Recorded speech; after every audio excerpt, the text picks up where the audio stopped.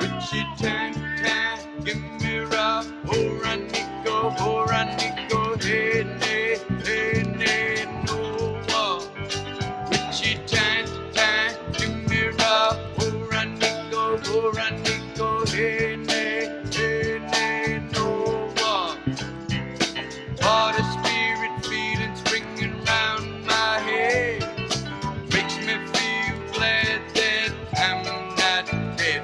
Richie Tang Tang, give me rock. Oh, run. Cochise mentioned something about the native influence on blues and jazz and what have you, but it's stronger than most people recognize. And Jim was very, he could spot a black person with native blood a mile away, and that's why he had so many of us, like Don Cherry or myself or whatever. You say there's so few of us around doing it, and that's how we became friends. Jim was a pretty amazing character, and during the so-called slavery time, there were a lot of cimarrón, maroon colonies all over this country of free blacks and Indians that were living together. And the sister was talking before about folks who refused to be relocated.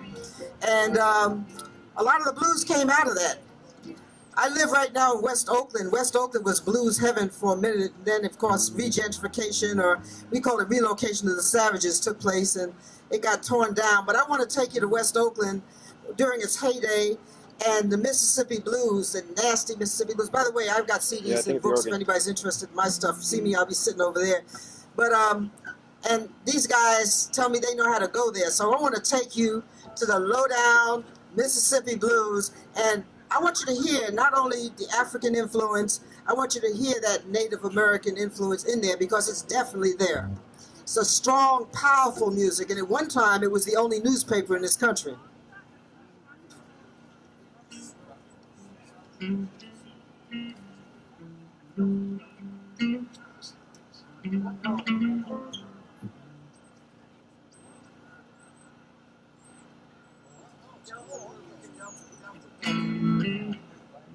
think I just found out I'm kind of deaf in my left ear.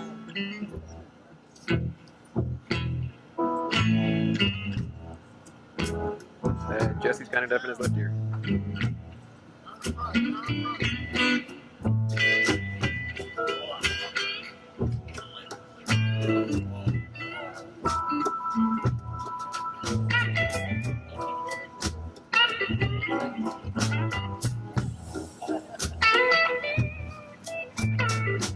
They came on foot, by car, riding hope. On horseback, by train, on the plane. They came wearing faith.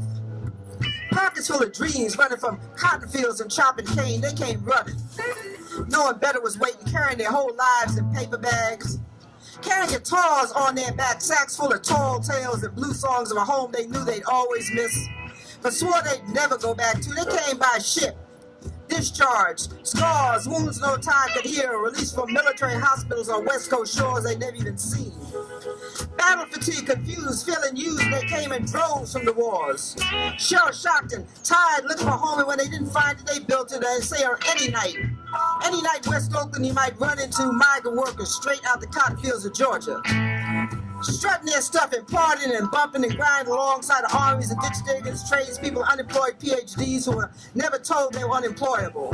Saints and sinners from Texas and Mississippi, from Arkansas, Virginia, Maryland, the Carolinas, even the West Indies, all dancing away their rage and sadness hidden behind memories of clouds of cotton and bourbon, too many mounds of sugarcane and tobacco leaves, a frustrated fury, gladly forgotten, left behind the rotten, deserted plantation fields. And you could hear the relief in the clubs as Big Mama Thornton took her crown and gave Oakland everything.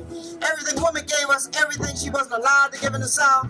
John Lee Hooker, he brought the boogie out the Delta. And Bob Giddens, Ivy Joe Hunter, and Charles Brown gave us smooth. You go right down the street, get yourself some of Beverly Stovall, Sonny Rhodes, Jimmy McCracklin, J.J. Malone, or the sophisticated sweets of Jimmy Witherspoon. Or the raw passion of L.C. Goodrock and Robinson's blues violin to get your insides ripped out and put back together again as Etta James and Sugar Pie DeSanto tore the roof off the house. I said the blues didn't just slip into the Bay Area like a cloud burst. The blues came in waves, powerful waves. Waves as subtle as a tidal wave and as painless as a pregnant woman in hard labor. The blues came in oversized raggedy overalls, sometimes wearing evening gowns and three-piece suits. It came furious, luxurious, jubilant, overworked and underpaid, running from the clan holding on to everything they had while others looking for something to hold on to. The blues came west looking for freedom land. LA, Sacramento, and San Francisco had that big city thing. That big city thing folks rocked in Russell City. Vallejo had a scene, Richmond had a kind of smooth, shy-town sounding thing. But if you wanted a gut-wrenching, soul-taking, down-home blues, you know, the kind of church and your mama both warned you about, the kind of blues that made your hair stand on end and snatch you out of chairs and made you shout and jump like a fool and dance like good old makes you holler kind of blues. You have to come to Oakland. I say Oakland, the blues back in the West Coast. Play the blues.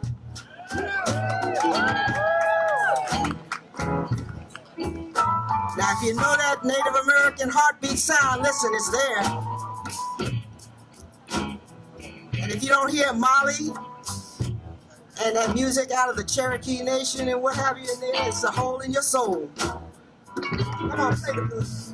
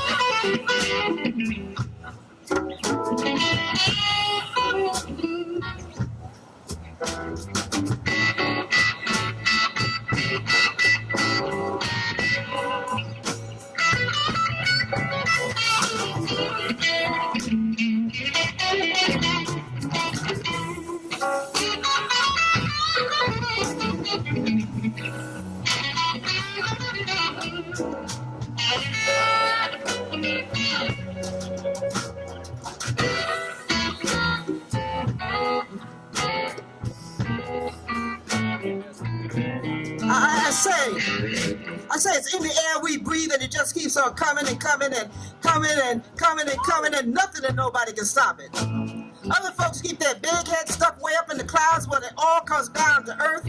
The prize is ours and it's our jewel and it's still coming down, Oaktown Blue. That's half of it. You want the whole thing, you gotta get on CD or a book. Oh, give these guys a hand, they're awesome.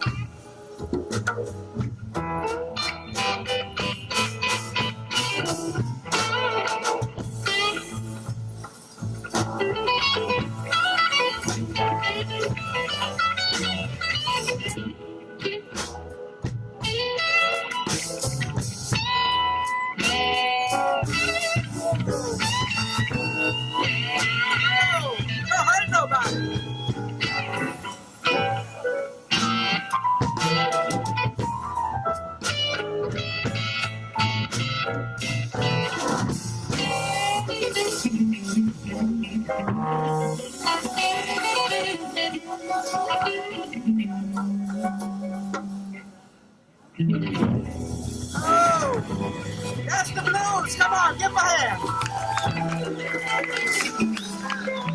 Jim Pepper is in the house. I hope you can feel him. Jim Pepper is in the house. And hopefully all of you will do whatever you can do to keep him alive. Jim Pepper, Coach was talking about Jim. I'm going to say something real quick because we're running out of time here. But like, this guy, the first time I heard him, I was mesmerized. Anytime he would play, every musician in town would be in the house. He had a certain magic that nobody else that I know of has ever had, and we knew it. All the musicians knew it. I lived in Denmark for a while. You mention his name, everybody knows his name. They don't know it here. I want to make sure that you make sure that folks know his name. There's a Yoruba dicho that says as long as we say a person's name, we keep them alive. So I'm going to ask you all to say Jim Pepper. Come on. He can't hear. Say it loud. Jim Pepper. Jim Pepper.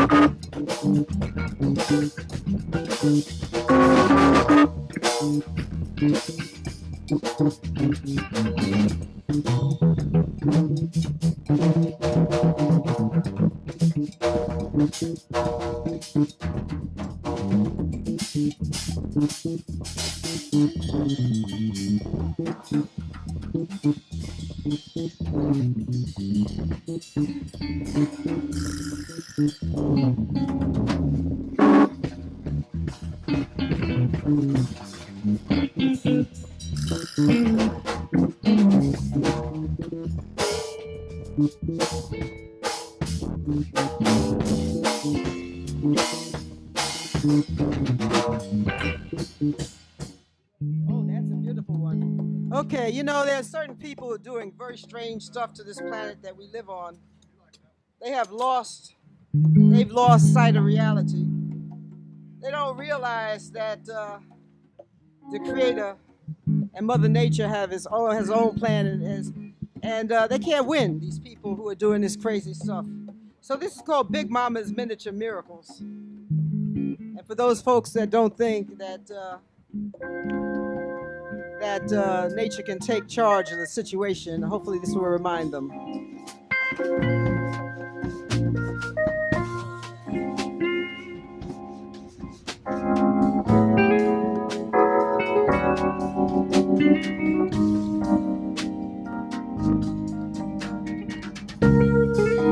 better song to go with this than John Coltrane's Naima.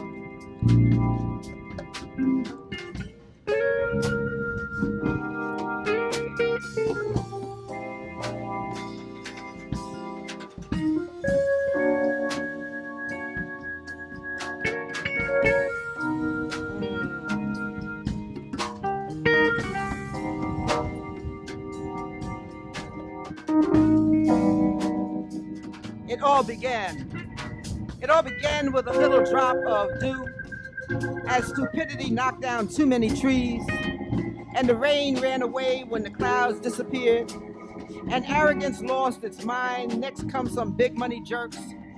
They come pay an unasked for visit, cover the beauty of creation's bounty with concrete, and a heartbroken earth turned in on herself. Brutally humiliated, the old girl was devastated as she was forced to watch her biodiversity fade. The silent spaces where birds used to play, desperate bumblebees, crazed honeybees, armies of disoriented worker bees, and homeless, dethroned queen bees hooked on pollen, starving, slipped unnoticed into the safe obscurity of passing winds, and quietly followed the flowers that got away. She sat, I say Mother Nature sat, had to watch the leaves fall to the ground, feel the pain of seeing the plushes of foliage get rotten and die. Mother Nature was pissed and she cried, was furious, but she just cried. She ate the hate and got sick from the steady diet of disrespect as she tried to be cool and get through this rerun cycle of strife. Still under our feet, all kinds of little critters witnessed Strawberry Creek, like the Ohloni's Mission Creek, being driven deeper and deeper and deeper underground, looking for a safe place to hide.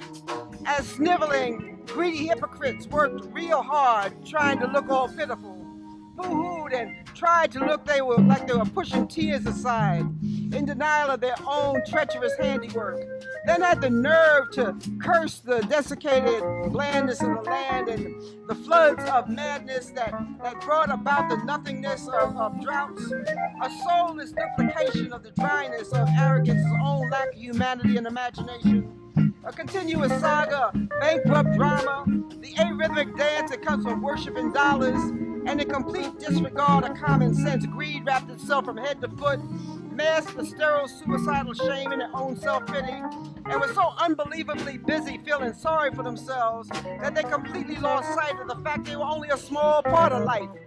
They were so self-absorbed they never even noticed. I said they never even noticed the resilient reappearance of the beauty of clouds, or that little ignored drop of water, you know, the one that refused to give up the ghost. Mama's stubborn little dewdrop. Cute little thing jumped up and gave a tiny blade of thirsty grass just the right amount of courage to break through the concrete and remind us all this too shall pass. Mama Nature has already paid the cost. And even though she sometimes gets confused, lets go and loses control, she knows she's mama. She knows the earth is her home. And these days, she's spending all her time getting ready to stay ready, in anticipation of mankind's next display of foolishness. Regardless of whether we're ready to accept the ramification of humanity's actions or inaction, Mama knows. She's always known. In no uncertain terms, Earth is her turf. It's her turf. It's her turf, and it's nature's nature to always reclaim what's hers. Just mess with one of her babies, and even history won't miss you. And there's nothing worse than an angry mother's fury. Nature is one of those overprotective kind of mamas that always never plays. A mama that will always let you know. She would much rather hold you, but if you get too hard and push too hard, she's gonna fight. Think twice before you act unwisely, unless you think your conscience is strong enough to handle the loss. Cause when nature takes, she takes it all. Big Mama's temper tantrums have been known to turn heaven and hell inside out before you can blink your eyes. So you better, while there's still a chance to do more than just think. Just think. Find what's left of common sense in your heart. Be an unwavering example of peace and harmony, moving productively and gracefully through life like a dewdrop. Or we're gonna lose big time. This time we're gonna lose it all. In the long run, the old girl always wins. That's the way it's always been. I say, that's the way it's always been. That's the way the story always goes. She's mama, big mama. And Mother Nature is always boss.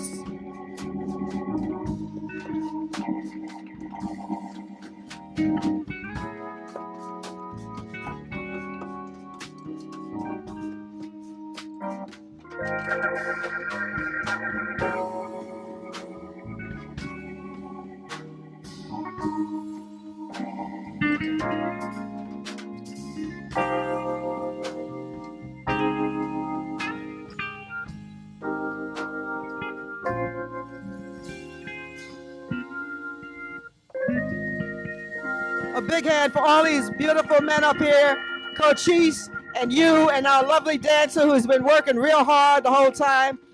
Precious, you are absolutely beautiful. She's been channeling Jim all this, and this makes me feel very good. So anyway, I'm going to sit down a little bit later. I'm going to come back with this wonderful Navajo group from New Mexico who's absolutely awesome, and thanks for your ears. Come on, give these guys a hand again. They work real hard for you.